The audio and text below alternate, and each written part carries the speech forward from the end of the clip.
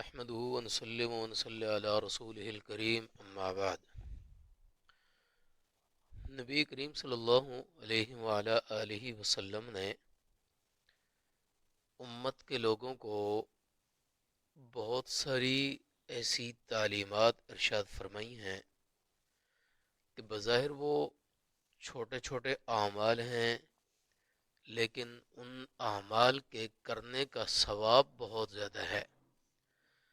اللہ تبارک و تعالی انسان کی چھوٹی سی مسلمان کی چھوٹی سی کوشش اور محنت کے اوپر بے انتہا اجر و ثواب عطا فرماتے ہیں۔ اس بات کا اندازہ اس حدیث پاک سے لگایا جا سکتا ہے کہ آپ صلی اللہ علیہ وآلہ آلہ وسلم نے ارشاد فرمایا کہ اگر کوئی بندہ چاہتا ہے کہ اللہ تبارک و تعالی کی ذات میری دعائیں قبول فرمائے تو وہ بندہ اٹھ کے رات کے وقت تہجد کی نماز پڑھے۔ اللہ تبارک و تعالی ایسے بندے کی جو بندہ تہجد کی نماز پڑھتا ہے اللہ اس کی دعائیں ضرور قبول فرماتے ہیں۔ اب کتنا آسان عمل ہے۔ اب اس عمل کے اندر انسان کا اخلاص بھی ہوگا، اور جس دعا کے اندر جس عمل کے اندر اخلاص ہوا اللہ تبارک و تعالی اس دعا کو اور اس عمل کو ضرور قبول فرماتے ہیں۔ اسی طریقے سے آپ صلی اللہ علیہ وآلہ آلہ وسلم نے ارشاد فرمایا کہ اگر کوئی بندہ صبح کی نماز جماعت کے ساتھ پڑھتا ہے اور پھر اسی جگہ کے اوپر بیٹھا رہا، اللہ تبارک و تعالیٰ کا ذکر کرتا رہا، سورج طلوع ہوا، پھر 2 رکعت نماز اس نے اشراق کی 2 رکعت نماز نفل پڑھ لی، 4 رکعت نماز نفل پڑھ لی، تو یہ 2 یا 4 رکعت نماز نفل پڑھنا اللہ تبارک و تعالی مقبول حج اور عمرے کا ثواب عطا کرتے ہیں۔ اسی طریقے سے آپ صلی اللہ علیہ وسلم نے ارشاد فرمایا کہ جس وقت تم میں سے کوئی بندہ صبح کرتا ہے تو اس بندے کو چاہیے کہ وہ بندہ اپنے جسم کے ہر جوڑ کی طرف سے صدقہ کرے۔ صحابہ نے عرض کیا اللہ کے پاک پیغمبر، ہم میں سے کون ایسا بندہ ہے کہ جو اپنے جسم کے ہر عضو جوڑ کی طرف سے صدقہ کرنے کے اوپر قادر ہے؟ ہمارے پاس تو کھانے کے لیے کچھ نہیں ہے، پینے کے لیے کچھ نہیں ہے، پہننے کے لیے کچھ نہیں ہے، تو ہم اپنے جسم کے ہر عضو ہر جوڑ کا صدقہ کیسے کریں گے؟ اب صلی اللہ علیہ وسلم نے ارشاد فرمایا میں تمہیں ایک عمل بتاتا ہوں، وہ عمل کرنا تم شروع کر دو، تمہارے جسم کی طرف سے صدقہ اللہ تبارک و تعالیٰ قبول کر لیں گے۔ اب وہ عمل آپ صلی اللہ علیہ وسلم نے ارشاد فرمایا کہ جس وقت صبح کرو، صبح کی نماز پڑھنے کے بعد جس وقت سورج طلوع ہو جائے، سورج خوب روشن ہو جائے، تو اس وقت 2 رکعت نماز نفل پڑھ لیا کرو۔ وہ 2 رکعت نماز نفل کا پڑھنا تمہارے پورے جسم کی طرف سے اللہ تبارک و تعالیٰ گویا کہ صدقے کو قبول کر لیں گے، وہ تمہارا سارے کے سارے جسم کی طرف سے صدقہ ہو جائے گا۔ اسی طریقے سے آپ صلی اللہ علیہ وسلم نے ارشاد فرمایا کہ جو بندہ گھر کے اندر جاتا ہے اور گھر کے اندر اپنے والدہ کی، اپنے والد کی، اپنے ماں باپ کی زیارت کرتا ہے اور خوشی کے ساتھ زیارت کرتا ہے، اللہ تبارک و تعالیٰ اس کو بھی حج کا ثواب عطا کرتے ہیں۔ تو عرض کرنے کا مطلب یہ ہے کہ بظاہر چھوٹے چھوٹے اعمال ہوتے ہیں، بظاہر چھوٹی چھوٹی نیکیاں ہوتی ہیں، لیکن اللہ تبارک و تعالیٰ ان چھوٹی چھوٹی نیکیوں کے اوپر بھی بہت بڑا بڑا اجر ادا کر دیتے ہیں۔ اب آج کے اس درس کے اندر میں آپ کے سامنے ایک ایسا واقعہ یا ایسا عمل، ایک ایسی نماز ذکر کرنا چاہوں گا کہ جو آپ صلی اللہ علیہ وسلم نے اس کی بڑی تاکید اور بڑی فضیلت ارشاد فرمائی ہے۔ حضرت عبداللہ ابن عباس رضی اللہ تعالیٰ عنہ ارشاد فرماتے ہیں آپ صلی اللہ علیہ وسلم نے اپنے چچا حضرت عباس رضی اللہ تعالیٰ عنہ کو ارشاد فرمایا، یہ اس کی پہلی فضیلت ہے۔ آپ نے ارشاد فرمایا اے میرے چچا جان، کیا میں آپ کو ایک ایسا عطیہ نہ کروں جو بہت قیمتی ہے؟ میں ایک ایسی بخشش آپ کو نہ کروں، ایک ایسی خوشخبری نہ دوں کہ جس خوشخبری ملنے کے بعد، وہ عطیہ ملنے کے بعد، وہ تحفہ ملنے کے بعد آپ خوش ہو جائیں گے؟ تو حضرت عباس رضی اللہ تعالیٰ نے عرض کیا اللہ کے پیغمبر ضرور ارشاد فرمائیے۔ آپ صلی اللہ علیہ وسلم نے پھر ان کو صلاۃ تسبیح پڑھنے کا حکم ارشاد فرمایا ہے اور تاکید ارشاد فرمائی ہے. آپ نے ارشاد فرمایا کہ اگر ہو سکے تو روزانہ پڑھ لو، ہر روز اس نماز کو پڑھ لو. اگر ہر روز تم نہیں پڑھ سکتے تو ہفتے کے بعد جمعے والے دن پڑھ لو. اگر اس طرح بھی نہیں ہو سکتا تو کم از کم مہینے کے اندر ایک دفعہ پڑھ لو یا سال کے اندر ایک دفعہ پڑھ لو. اور اگر یہ بھی آپ نہیں کر سکتے، روزانہ نہیں پڑھ سکتے، ہفتے کے بعد نہیں پڑھ سکتے، مہینے کے بعد نہیں پڑھ سکتے، سال کے بعد نہیں پڑھ سکتے، تو کم از کم آپ کو ایسا کرنا چاہیے کہ زندگی کے اندر، پوری زندگی کے اندر ایک دفعہ اس نماز کو ضرور پڑھ لو. اور وہ نماز ہے نماز تسبیح. اس صلاۃ تسبیح کے بہت سارے فضائل ذکر کیے گئے ہیں.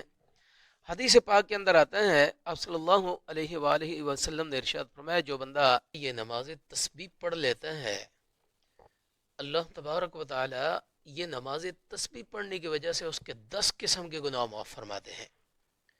سب سے پہلا گناہ اس کے جو پہلی زندگی کے اندر ہو چکے وہ گناہ بھی اللہ تبارک و تعالی معاف فرما دیتے ہیں. جو آئندہ آنے والی زندگی کے اندر ہوں گے اللہ تبارک و تعالی وہ گناہ بھی اس کے معاف فرما دیں گے. جو انسان نے چھپ کے کیے وہ بھی معاف ہو جائیں گے، اور جو کھلم کھلا کیے وہ بھی اللہ تبارک و تعالی کی ذات معاف فرما دیں گے. جو نئے گناہ ہیں وہ بھی معاف، اور جو پرانے گناہ ہیں وہ بھی معاف. جو غلطی سے کیے ہیں وہ بھی معاف ہو جائیں گے، اور جو گناہ جان بوجھ کے کیے ہیں یہ صلاۃ التسبیح پڑھنے کی وجہ سے اللہ تبارک و تعالی وہ گناہ بھی معاف فرما دیتے ہیں. چھوٹے گناہ اور بڑے گناہ یہ سارے کے سارے گویا کہ نماز تسبیح پڑھنے کی وجہ سے اللہ تبارک و تعالی کی ذات معاف فرما دیتے ہیں. تو یہ ایک دفعہ نماز تسبیح پڑھنا، صلاۃ تسبیح پڑھنا، یہ 10 قسم کے گناہوں کو معاف کروانے کا سبب بن جاتا ہے. اسی طریقے سے دوسری حدیث پاک کے اندر اس کے بہت سارے فوائد ذکر کی گئے ہیں. ان میں سے یہ ہے کہ جو بندہ اس نماز تسبیح کو پڑھتا ہے تو چونکہ اس کے اندر 300 دفعہ تیسرا کلمہ ہوتا ہے، سبحان اللہ، الحمد للہ، والحمد للہ، ولا الہ الا اللہ، واللہ اکبر، ولا حول ولا قوت الا باللہ العلی العظیم.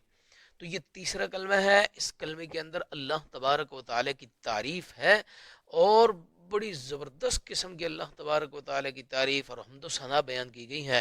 تو اس کلمے کے بارے میں حدیث پاک کے اندر آتا ہے کہ جو بندہ یہ کلمہ پڑھتا ہے اللہ تبارک و تعالی اس کلمہ پڑھنے کی وجہ سے جنت کے اندر اس کا ایک درخت لگا دیتے ہیں. چونکہ جنت ایک چٹیل میدان ہے، اس چٹیل میدان کو آباد کرنے کے لیے دنیا کے اندر ہم نے کچھ نہ کچھ کرنا پڑے گا، کچھ ذکر اذکار کرنا پڑے گا.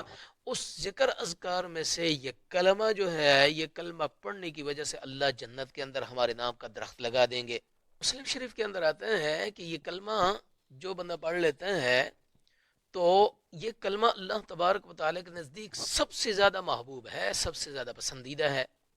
اسی طرح طبرانی شریف کے اندر آتا ہے کہ جو بندہ یہ کلمہ پڑھتا ہے تو اس کلمے کا ثواب احد پہاڑ سے بھی زیادہ ہے. تو اسی طریقے سے مستدرک حاکم کے اندر ہے کہ یہ کلمہ جو بندہ پڑھ لیتا ہے تو فرشتے اس کے لیے استغفار کرتے ہیں. اسی طریقے سے حدیث پاک کے اندر آتا ہے کہ یہ کلمہ پڑھنے والا، یہ کلمہ کل قیامت والے دن اس بندے کے لیے جہنم سے ڈھال بن جائے گا، جہنم سے بچاؤ کا ذریعہ بن جائے گا. ابن حبان کے اندر ہے کہ یہ کلمہ جو ہے میزان عمل کے اندر بہت بھاری ہے، میزان عمل کے اندر اس کا بہت زیادہ وزن ہوگا. اور اسی طریقے سے سنن نسائی کبریٰ کے اندر یہ بات نقل کی گئی ہے کہ جو بندہ یہ کلمہ پڑھ لیتا ہے تو اللہ تبارک و تعالی کے نزدیک وہ بندہ پسندیدہ ترین مومنین کے اندر شمار اس کا کیا جاتا ہے. تو یہ کتنے فائدے ہیں ایک دفعہ صلاۃ تسبیح پڑھنے کے. اور ایک دفعہ آپ پڑھیں گے تو ایک دفعہ پڑھنے کی وجہ سے 300 دفعہ اس کے اندر کلمہ ہوگا، اور 300 دفعہ کلمہ پڑھنے کی وجہ سے ایک دفعہ پڑھو گے تو ایک درخت، 2 دفعہ پڑھو گے تو 2 درخت جنت کے اندر لگیں گے. تو کتنے درخت ہمارے جنت کے اندر لگ جائیں گے، اور جنت کا جو چٹیل میدان ہے وہ ہمارے درختوں سے آباد ہوگا. اللہ کی پسندیدگی حاصل ہوگی، اللہ کی رضا حاصل ہوگی، اللہ تبارک و تعالی کی محبت حاصل ہوگی. ہمارا میزان عمل اس کلمے کی وجہ سے بھاری ہوگا، اور میزان عمل کل قیامت والے دن جس وقت ہمارے سامنے آئے گا تو پھر ہمیں پتہ چلے گا کہ اس کلمے کی برکت، اس کلمے کا ثواب اور اس کلمے کا وزن کتنا تھا۔ اسی طریقے سے دوسری حدیث کے اندر آتا ہے، جو بندہ یہ صلاۃ تسبیح پڑھتا ہے اس بندے کے گناہ اگر سمندر کی جھاگ کے برابر ہیں تو اللہ رب العزت ان گناہوں کو بھی معاف فرما دیں گے۔ اسی طریقے سے اگر اس بندے کے گناہ ریت کے ذرات کے برابر ہیں تو اللہ تبارک و تعالیٰ وہ گناہ بھی معاف فرما دیں گے۔ اسی طریقے سے فرمایا گیا کہ اگر کسی بندے کے گناہ تمام دنیا کے ایام، مطلب کہ جس وقت سے دنیا بنی ہے اس وقت سے لے کر قیامت کی صبح تک جتنے بھی دن آئے ہیں ان دنوں کی مقدار کے برابر بھی انسان کے گناہ ہے، تو یہ صلاۃ تسبیح پڑھنے کی وجہ سے اس کے وہ گناہ بھی معاف ہو جائیں گے۔ اور بارش کے آنے والے قطرات جو ہیں تو اس کے برابر بھی اگر گناہ ہیں تو اللہ تبارک و تعالیٰ اس صلاۃ تسبیح پڑھنے کی وجہ سے انسان کے وہ گناہ معاف فرما دیں گے۔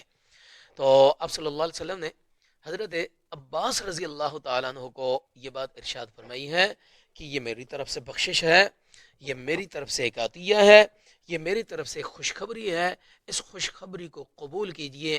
حضرت عباس رضی اللہ تعالیٰ عنہ نے قبول کیا۔ حضرت عباس کے واسطے سے صحابہ کرام رضوان اللہ تعالیٰ علیہم اجمعین نے قبول کیا، انہوں نے اس کے اوپر عمل کیا، اور صحابہ کرام کے تعلیم کے ذریعے اس امت تک یہ عمل پہنچا ہے۔ بزرگان دین، تابعین، تبع تابعین، ائمہ مجتہدین، مفسرین، محدثین، بڑے بڑے نیک لوگوں نے اس صلاۃ تسبیح کو پڑھا ہے، اور صلاۃ تسبیح پڑھ کے اللہ تبارک و تعالیٰ کے ہاں برگزیدہ بندے بن گئے، اپنے گناہوں کو معاف کروانے کا ایک ذریعہ ہے۔ تو اس لیے ہر بندے کو کوشش کرنی چاہیے کہ زندگی کے اندر جب بھی موقع ملے، جس طریقے سے بھی موقع ملے، چاہے ہر روز موقع ملے تو ہر روز پڑھنی چاہیے، ہفتے کے بعد موقع ملے تو ہفتے کے بعد پڑھنی چاہیے، اگر مہینے کے بعد موقع ملتا ہے تو مہینے کے اندر کم از کم ایک دفعہ پڑھنی چاہیے، یا سال کے اندر ایک دفعہ پڑھنی چاہیے، یا اتنا بھی نہیں ہو سکتا تو کم از کم اتنا کرنا چاہیے کہ انسان کو اپنی زندگی کے اندر ایک دفعہ ضرور پڑھنی چاہیے۔ اور ویسے بھی رمضان المبارک کی مبارک برکت والی ساعات ہیں، کڑیاں ہیں۔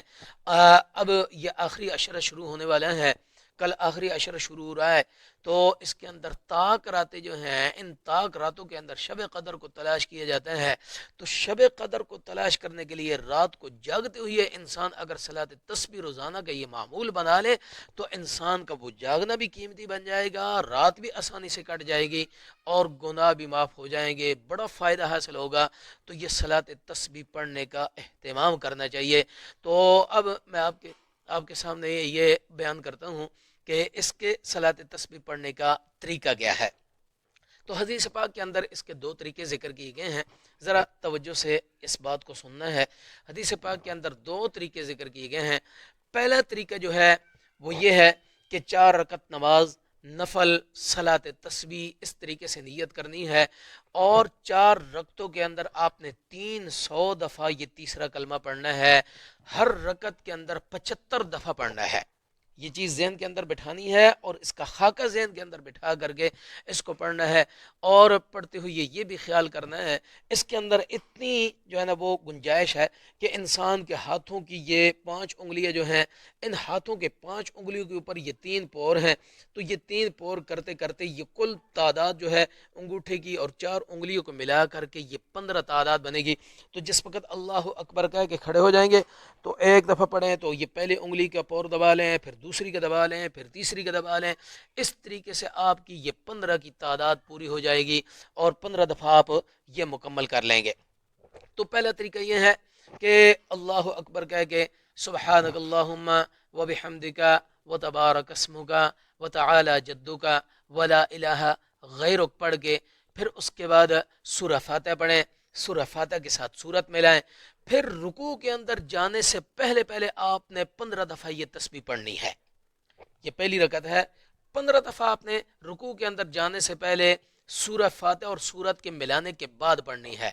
پھر جس وقت رکوع کے اندر اللہ اکبر کہہ کے جائیں گے تو رکوع کے اندر جاتے ہوئے سبحان ربی العظیم یہ تسبیح رکوع والی پڑھنی ہے، 3 دفعہ پڑھیں، 5 دفعہ پڑھیں، 7 دفعہ پڑھیں یا 9 دفعہ پڑھیں، جتنی توفیق ہو وہ صلاۃ تسبیح وہ رکوع کی تسبیح پڑھنے کے بعد 10 دفعہ یہ رکوع کی حالت کے اندر یہ تسبیح پڑھنی ہے، تو 15 اور 10 کتنے ہو گئے جی 25۔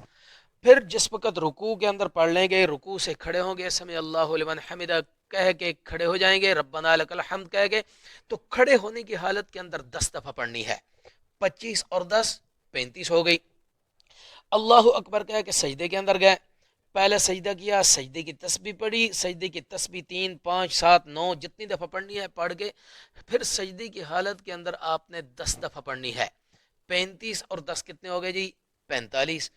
پھر پہلا سجدہ کرنے کے بعد دوسرے سجدے کے درمیان جو بیٹھنا ہوتا ہے، اس بیٹھنے کی حالت کے اندر اللہم اغفر لی، اللہم اغفر لی ذنبی، یہ دعا پڑھیں۔ دعا پڑھنے کے بعد آپ نے پھر 10 دفعہ پڑھنی ہے۔